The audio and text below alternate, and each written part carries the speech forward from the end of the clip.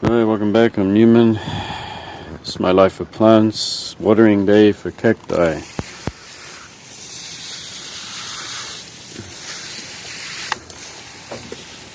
It's been pretty hot, about 33 degrees today.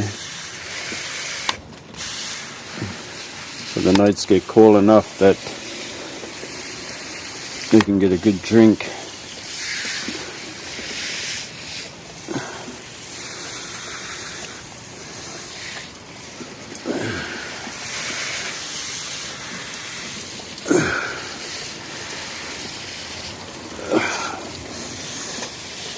That's what I mean about a good drink, is that you get saturated.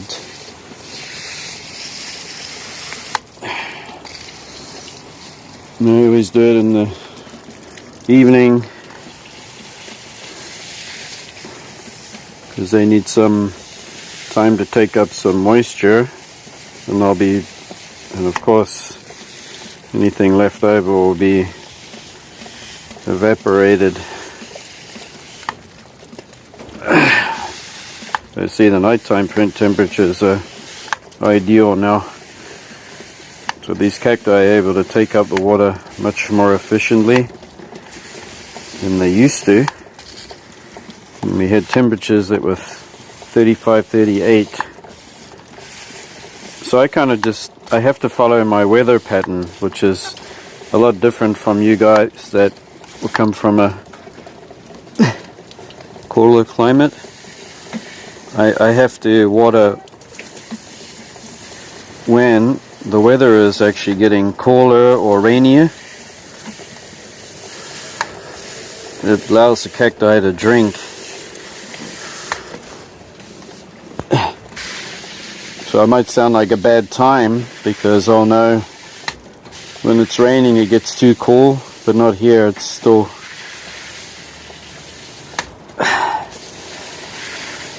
28, 25 degrees right at the moment.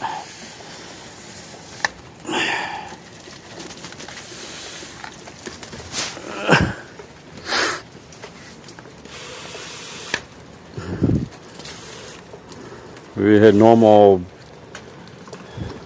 we had nighttime temperatures that wouldn't get any cooler than 25 degrees. There's just a lot of accumulated heat everywhere and too hot to water them properly.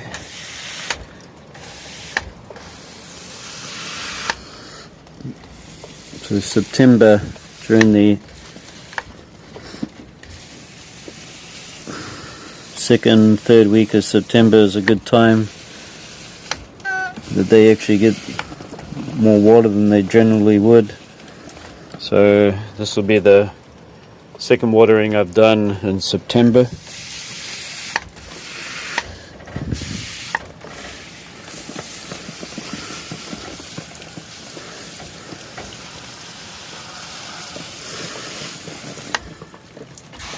That includes the cacti that got a repot. So when will be the next one? It'll be in October. In October they will get another water. Especially this one. These ones need it. On one hand it's very hard to show you guys. But I'm wearing a Cleista cactus Caladensis, I think. Which was in desperate need of water, big time.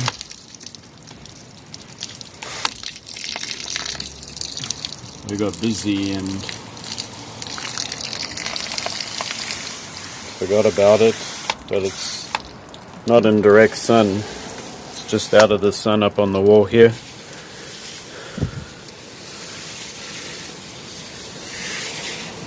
So yes, when I do water it's quite heavy, because I got a lot of evaporation during the night time. A lot of this water will evaporate. So when they get a good soak, it means that I'm soaking all of those roots, and they're able to take up a lot of moisture. And anything that's left over will evaporate really quickly during the next day from the morning. So there's no danger of overwatering. When I do get to October, we'll still have temperatures 22, 23 degrees during the day. We'll go down to about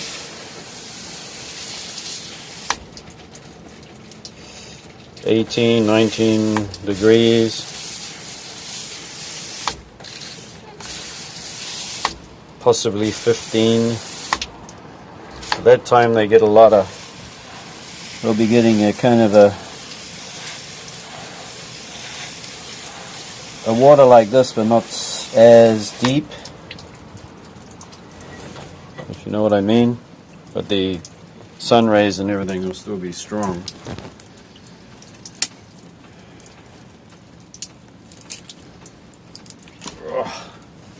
Just got a broken peg there. Alright. Having to drag this hose right up here to do all of this work.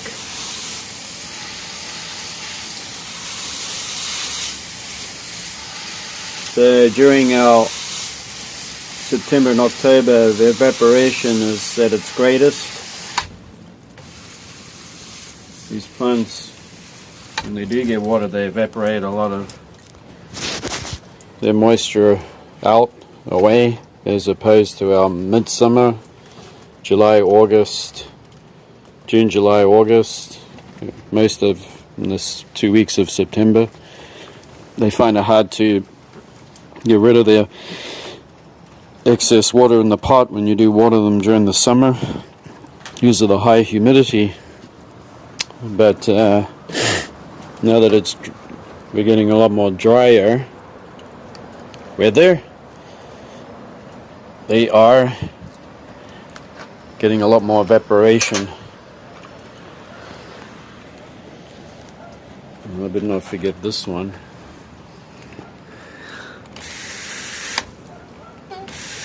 Spends its whole life up here in this pot. Traker. This excess water is going to come rushing out the bottom of the pot there. Yeah, everything's at a good water, and it'll have time to soak it up.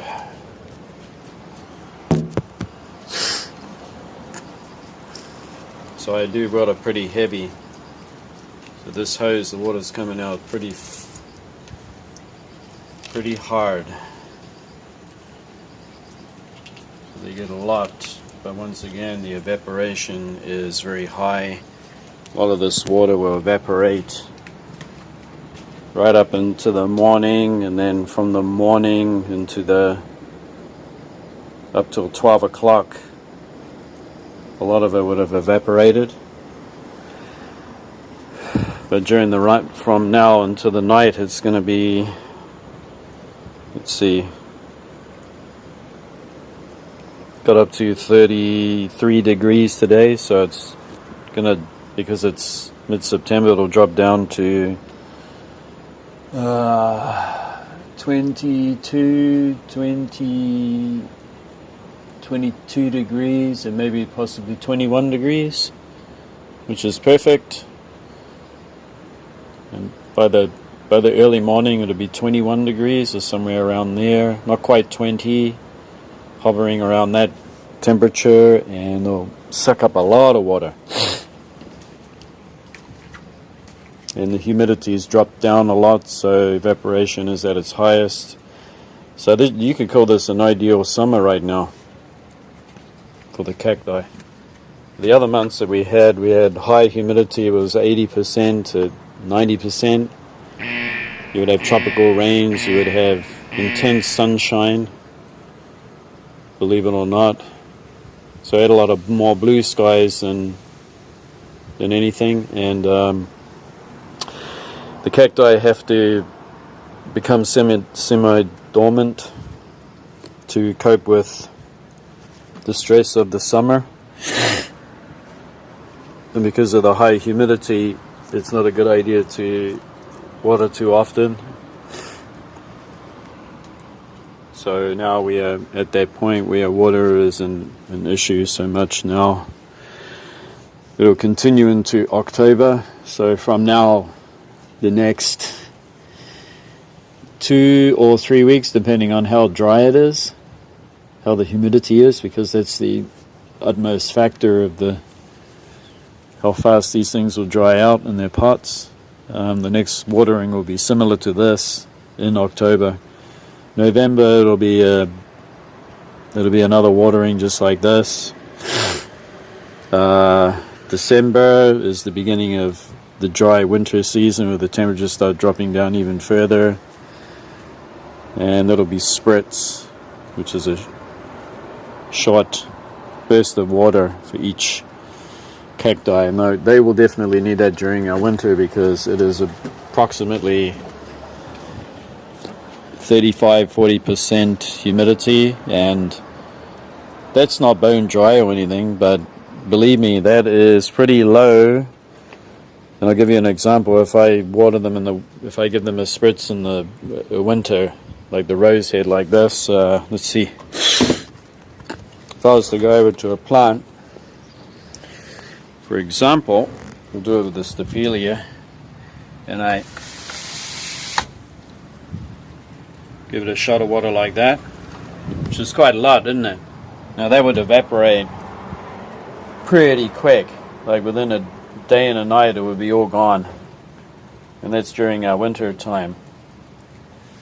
So that's why we have to water during our winters in these climates.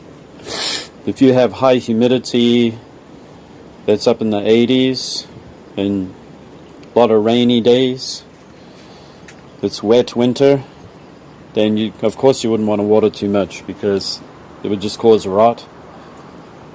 And the same goes for us. We have a very high, humid, damp, sticky, hot summer, and the cacti therefore don't need as much water. It's determined by the humidity, mainly. Combined with sun, they can actually dry out your plants. So it's a juggling act, it's a learning thing. So these are the orchids. They also got a water. Because the night temperatures are cooler than they were, compared to July and August, which was over 25 degrees every night, 25, 28. At times it wouldn't even drop down below 30. These orchids required a lot more water, but like light waters, but not deep, but constant water to keep them just hydrated, right? So right now they actually get a good drench and they dry right out before the next watering, because our nighttime temperatures are dropped right down. They are able to draw up a lot more water, just like the cacti can.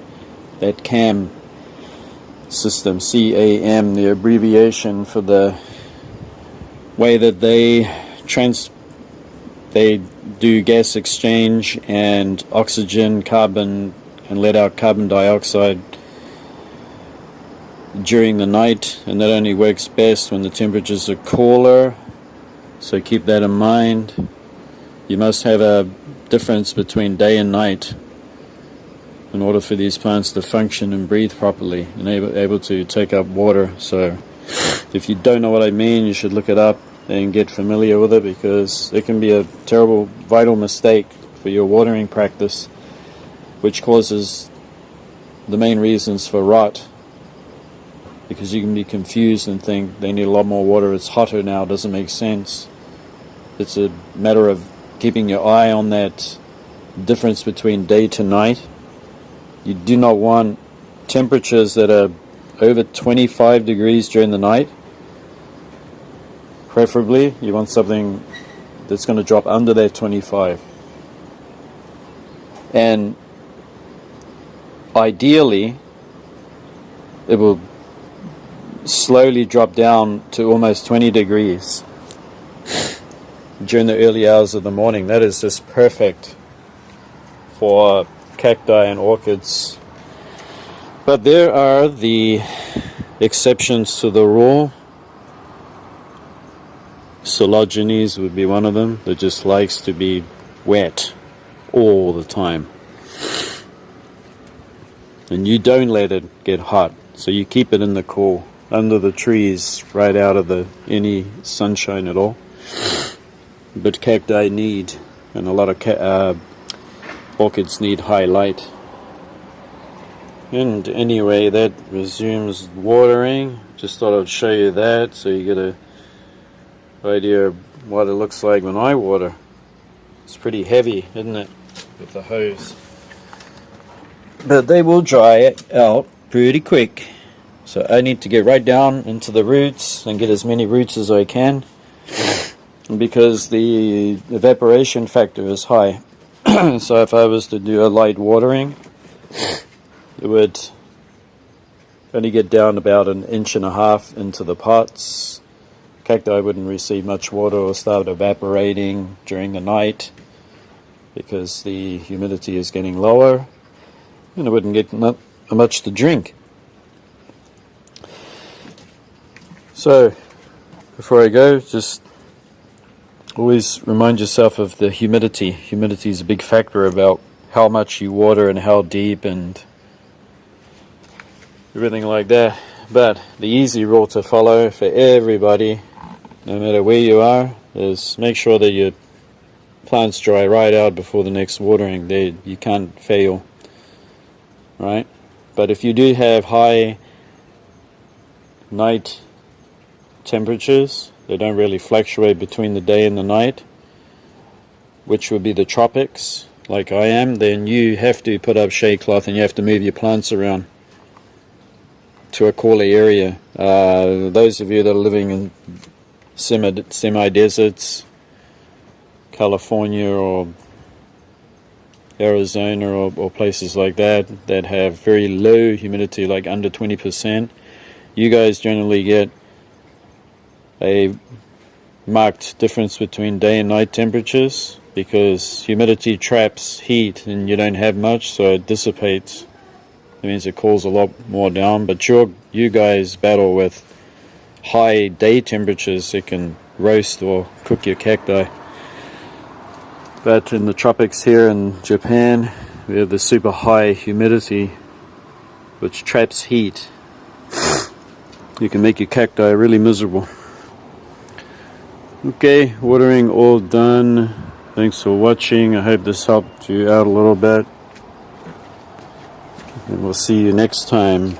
Bye bye.